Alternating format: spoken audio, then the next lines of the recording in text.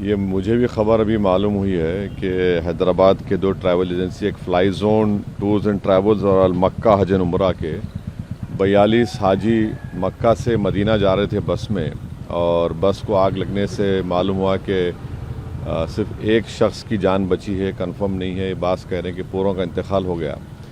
तो मैंने Indian embassy Riyadh में जो DCM है अबू मैथन जॉर्ज साहब से मेरी बात हुई, और उन्होंने मुझसे कहा कि कौंसल जनरल जिद्दा भी और वो ख़ुद इस पर मालूमात हासिल कर रहे हैं और जो भी ज़रूरी कार्रवाई करना है वो करेंगे।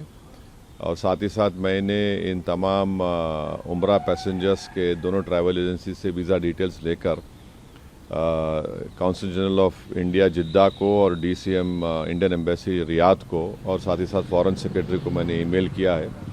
मेरी भारत सरकार से और ख़ास तौर से एक्सटर्नल अफेयर्स मिनिस्टर से जयशंकर साहब से ये रिक्वेस्ट है कि वो इमीडिएटली इस पर देखें, और अगर जिन लोगों की डेथ हुई है उनके परिवार ये चाह रहा है कि उनकी डेड बॉडीज़ जल्द से जल्द इंडिया को लाई जाए, और अगर कोई उसमें ज़ख्मी है तो उनको अच्छी से अच्छी वहाँ पर उनको इलाज हो सके। ये मैं रिक्वेस्ट करता हूँ हमारे एक्सटर्नल अफेयर्स मिनिस्टर से और भारत सरकार से।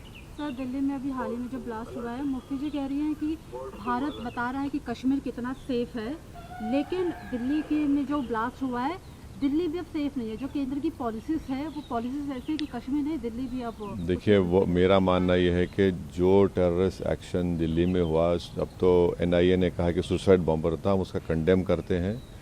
टेररिज्म की कोई जगह नहीं है, इसका पूरी तरह से कंडेम करना है। और जिस तरीके से उन्होंने प्लानिंग की, कॉन्स्पिरेसी की, एलिज कॉन्स्पिरेसी की, ये सब बातें आ रही हैं, तो इसमें खुली साफ साफ तौर पर हम उसका कंडेम करते हैं।